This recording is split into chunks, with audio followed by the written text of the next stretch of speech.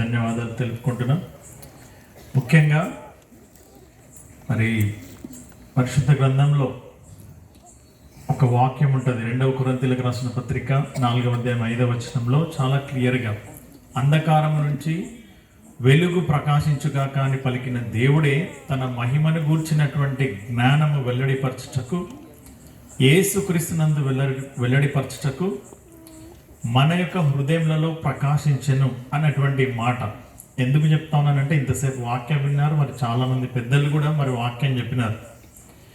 మేమంతా కూడా మరి ఏ క్యాంపు నివాసులమే, born and brought up in a camp only. అంటే క్యాంపు క్వార్టర్స్ కాకపోయినా పక్కన ఉంటాం మేము, కానీ ఏ క్యాంపు కిందకే ట్రీట్ చేయబడింది. మరి అయినప్పటికీ ఇక్కడ ఈ ప్రాంతంలో చాలాసార్లు అనుకునే వాళ్ళం, మేము అక్కడ గట్టే స్కూల్లో జరిపే వాళ్ళం అన్ననేమో ఇక్కడ స్టార్ట్ చేసినారు.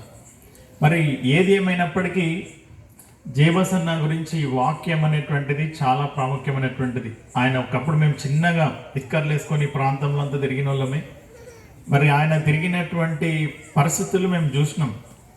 చాలా మరి అన్ననే బాగా చాలా స్టైలిష్గా తిరిగేవాడు. సో అంతేకాకుండా చాలా ఎవరైనా కూడా పెద్ద పెద్ద రౌడీలు ఎవరైనా ఉన్నా కూడా, ఎందుకంటే మాకు పక్కనే వాళ్ళని అనొచ్చానకూడదు కానీ మరి కొంచెం అట్లాంటి సిచ్యువేషన్ ఉన్నటువంటి పరిస్థితి. ఇటు పక్కనేమో ఇది, ఇటు పక్కనేమో బుధవారపేట.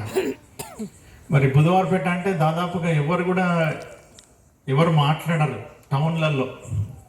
బంగారుపేట అంటే కొంచెం షికారోళ్ళు అంటారు, కానీ బుధవారపేట కొంచెం రెండింటికి మధ్యలో ఉంటుంది.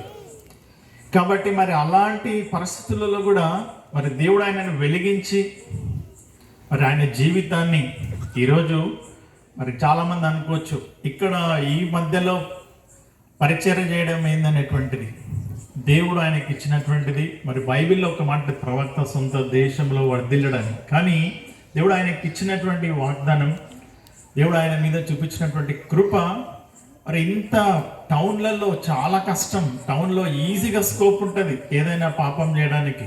మరి అలాంటి సందర్భాలలో మరి పూర్వం ఇక్కడ ఈ ప్రాంతంలో చాలామంది క్రైస్తవులు మరి ప్రార్థనలు చేస్తూ ఇంటిళ్ళకు తిరిగి మరి వాళ్ళు పరిచయం చేసినటువంటి ఈ ప్రాంతాలను దేవుడు వదిలిపెట్టాలి అన్న ద్వారా. కాబట్టి నిజంగా అలాంటి గొప్ప ఆధిక్యత కలిగి మరి ఆయన జీవితం వెలిగింపబడి ఈ ప్రాంతంలోనే అనేక మందిని వెలిగిస్తూ నడిపిస్తున్నటువంటి గొప్ప దైవజనులు మనకు ఉండడం నిజంగా చాలా సంతోషం. మనం అందరం ఒకసారి చప్పట్లు కొట్టి మరి అభినందిస్తాం. మీరు సాయంత్రం ఏం తినొచ్చినట్టు చప్పట్లు కొడుతూ ఉన్నారు. గట్టిగా చప్పట్లు కొడితే మళ్ళీ అంతా వినబడేటట్లుగా చప్పట్లు కొట్టాలి. అందరం ఒకసారి గట్టిగా చేతులెత్తి హల్లెలూయా చెప్దామా? నీరసంగా ఉంటే ఎట్లుంటుందో అట్లాంటి హల్లెలూయా ఉన్నాయి. గట్టిగా ఒకసారి హల్లెలూయా. మరి యొక్క ఏ క్యాంపులో మరలా అలాంటి ధ్వనులు వినబడేటట్టుగా చేసినటువంటి ఆ దేవాది దేవుని మరి అన్నను వెలిగించిన విధానాన్ని బట్టి మొదట నిజంగా ఆ దేవాది దేవునికి కృతజ్ఞతాస్తుతులు చెల్లిస్తూ మరి ఎన్నోసార్లు మమ్మల్ని కూడా ప్రోత్సహించినాడు. ప్రతిసారి మేము అక్కడ కండక్ట్ చేసినప్పుడు అన్న వచ్చి మా యొక్క పరిస్థితిని గమనించి ప్రతిసారి కూడా ఇయర్ ఇంకా బాగా చేయగలుగుతారు ఇంకా అనేటువంటిది ప్రోత్సాహం ఇచ్చేటువంటి వ్యక్తి.